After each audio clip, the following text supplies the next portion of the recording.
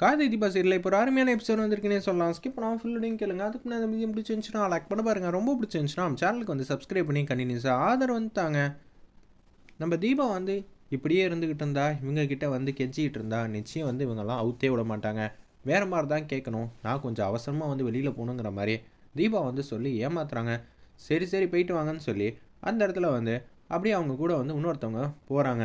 நீ கேட்ட ரூம் அங்கே தாம்மா இருக்குது அப்படின்னு சொல்லும்போது இங்கே எங்கே கட்டையை காணுமே அப்படின்னு சொல்லி தீபா வந்து இங்கேயும் அங்கேயும் வந்து கட்டையை வந்து தேடுறாங்க. அந்த கட்டையை வந்து கையில் எடுத்து அப்படியே டிஷம் பண்ணுறாங்க.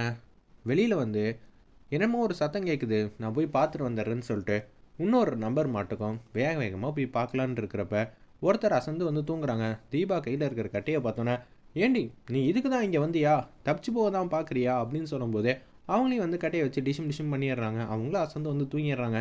இதான் சரியான சந்தர்ப்பம்னு சொல்லிட்டு தீபா மாட்டுக்கும் வேகமாக அந்த இடத்த விட்டு எஸ்கேப் ஆகுறாங்க. மெயின் ரோட்டுக்கு வந்துடுறாங்க. இப்போன்னு பார்த்தா ஆட்டோ எதுவும் இல்லையே. என்னடா வாசலில் வந்து 2 பேர் இருக்காங்களே, 5 நிமிஷம் ஆச்சு, என்னடா பண்ணிக்கிட்டு இருக்காங்க, ஏதாவது வந்து வேடிக்கை பார்த்துட்டு இருப்பாங்களோ, சரி என்ன ஏதுன்னு பார்க்கலான்னு சொல்லிட்டு ரூமில் இருந்த 2 பேர் வந்து வெளியில் வராங்க. பார்த்தா அசந்து தூங்கிட்டு இருக்காங்க. அப்பயே சொன்ன இவ ஏமாத்துறான்னு, கருணை எல்லாம் காட்டக்கூடாதுன்னு இவங்க தான் பெருசாக வந்து பேசுனாங்க. கடைசியில் பார்த்தா எப்படி ஆயிடுச்சு. மேடமுக்கு என்ன சொல்கிறதுடா, முதல்ல வந்து தீபாவை தேடுவோன்னு சொல்லி தண்ணி எடுத்து அவங்க 2 பேர் மேலேயும் தெளிக்கிறாங்க. அவங்களும் ஏஞ்சிடுறாங்க. இது மாதிரி ஆயிடுச்சுன்னு சொன்னோன்னே தீபாவை துரத்திக்கிட்டு பின்னாடியே போகிறாங்க. என்னடா மெயின் ரோடு வந்துட்டோம், லெஃப்ட்டில் போனாலா ரைட்டில் போனாலான்னு ஒன்றுமே தெரியலையே அப்படின்னு சொல்லும்போது சரி வாங்க நாங்கள் 2 பேர் இப்படி தேடுறோம், நீங்கள் 2 பேர் அப்படி தேடுங்கன்னு சொல்லி போயிட்டுருக்கப்ப ஒரு ஆட்டோ வந்துடுது. அந்த ஆட்டோவில் வந்து ஏறிடுறாங்க. அந்த இடத்துல நம்ம தீபா தூரத்துலேருந்து டேய் ஏதோ ஒரு ஆட்டோ இந்த நேரத்துக்கு போகுதுன்னா நிச்சயம் தீபா அதில் கூட ஏறி இருக்கலான்னு சொல்லிட்டு அந்த ரம்யாவோட அசிஸ்டண்ட்லாம் அதான் பார்த்துட்றாங்க. பின்னாடி அந்த ஆட்டோ ஃபாலோ பண்ணுற மாதிரி தெரியுது. ஆனால் சீக்கிரம் அந்த மண்டபத்துக்கு வந்து போங்கண்ணே, போனால் தானே நான் தப்பிக்க முடியும் அப்படின்னு சொல்லிகிட்டு இருக்காங்க. சரிம்மா நான் போகிறேம்மா, நீ எதுக்கும் கவலைப்படாத, நீ பத்திரமான ஒரு ஆட்டோவில் தான் இருக்க, ஏதாவது பிரச்சனைனா கூட நான் யாரையும் விட்டுடலாம் மாட்டேன், வாமா நம்ம எதுவாக இருந்தாலும் பார்த்துக்கலான்னு சொல்லிட்டு ஆட்டோவில் ஏறி மாதம் வந்து போயிட்டுருக்காங்க. நம்ம தீபாவும் அந்த அண்ணனும் வந்து உதவி பண்ணுறவங்களும் வந்து சூப்பராக வந்து ஆட்டோ ஓட்டிகிட்டு இருக்காங்க. ஒரு பக்கம் சாமியார் சொன்ன விஷயத்தெல்லாம் வந்து காது கொடுத்து கேட்குறாங்க. அப்போனா உங்களுக்கு உங்கள் பொண்ணோட வாழ்க்கை நல்லா இருந்தால் போதும், அபிராமி நல்லா இருக்கக்கூடாதுன்னு நினைக்கிறீங்களான்னு ஜோசியன் வந்து கேட்குறாங்க. நான் எதுக்காங்க குறி சொல்லி கொடுத்தேன், இது மாதிரி பிரச்சனை வரும் தானே சொன்னேன். அவங்க பையனை பெற்றவங்க, அவங்களுக்கு பையன் மேலே அன்பு பாசம் இருக்கும். நீங்கள் பொண்ணை பெற்றவங்க உங்கள்கிட்ட சொன்னால் இப்போ என்ன தாலி தானே இல்லை, மஞ்சக்கரை கழுத்தில் தானே இருந்திருக்கு. அப்படி இருக்கும்போது எதுக்கு தேவையில்லாமல் வந்து நீங்களா வில்லங்கத்தை விலை கொடுத்து வாங்குறீங்க அப்படின்னு சொல்லி கேட்டோன்னே பேரதிர்ச்சி ஆகிட்டாங்க. அந்த இடத்துல நம்ம தர்மலிங்கமும் ஜானகியம்மாவும் நான் என் பொண்ணு தீபா கிட்ட பேசி இந்த கல்யாணத்தை வந்து நிப்பாட்ட பார்க்குறேன். ஏம்மா முதல்ல அதை செய்யுங்கம்மா, விளையாட்டா போச்சு அவங்களுக்கு, போனால் திருப்பி கிடைக்குமா அப்படின்னு சொன்னோன்னே சரிம்மா இவ்வளோ நேரம் வந்து நாங்கள் அலட்சியமாக இருந்துட்டோம், எல்லாரும் வந்து இதை சைலண்ட்டாக வந்து ஏற்றுக்கிட்டாங்க.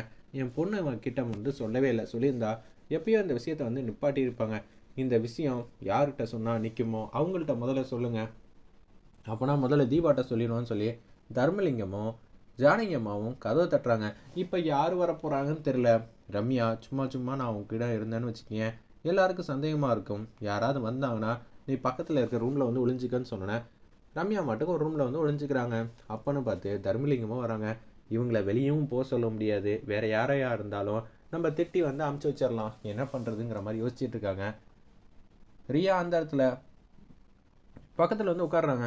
உடனே நடந்த விஷயத்தெல்லாம் சொல்லிடுறாங்க. சரிம்மா அவங்கெல்லாம் ஆல்மோஸ்ட் வந்து 60 வயசுக்கு மேலே ஆகிப்போச்சு, அப்படி இருக்கும்போது அவங்களுக்கு எந்த பிரச்சனையுமே இல்லை சரிங்களா. நான் தான் இப்போ கார்த்தியோட நிம்மதியாக சந்தோஷமாக இருக்கணும்னா நான் கண்டிப்பாக வந்து அவர் கட்டுற தாலியை வந்து நான் வாங்கிட்டே ஆகணும். அதுக்கு இந்த கல்யாணம் நல்ல விதமாக நடக்கணும். யாருக்கிட்டையும் இந்த விஷயத்த சொல்லாதீங்க, குறிப்பாக வந்து என் ஹஸ்பண்டுக்கிட்டலாம் சொல்லாதீங்க, சொன்னீங்கன்னா கண்டிப்பாக அந்த கல்யாணத்தை வந்து நிப்பாட்டிடுவாங்க. தீபா நீயா பேசுகிற? ஆமாம் நான் தான் பேசுகிறேன், எனக்கு என் வாழ்க்கை மேலே அக்கறை இருக்குது, உங்களுக்கு உங்கள் பொண்ணு கல்யாணம் நல்லபடியாக நடக்கணும்னு அக்கறை இருந்தால் இந்த விஷயத்த என்கிட்ட சொன்ன மாதிரி யார்கிட்டையும் சொல்லாதீங்க. அப்படி எதாவது ஆச்சுன்னா நம்ம என்ன பண்ண முடியும், நம்மளா தேவையில்லாமல் வந்து பிரச்சனை பண்ணால் தான் தப்பு, ஆட்டோமேட்டிக்காக நடக்கிறதுக்கெலாம் நம்ம பொறுப்பு இல்லை அப்படின்னு சொல்லும்போது என்னங்க இவன் நம்ம தீபாவா? ஆமாம் நான் தீபா இல்லை வேற யாரோ அப்படின்னு சொல்லி அந்த இடத்துல வந்து சொல்லிகிட்டு இருக்காங்க.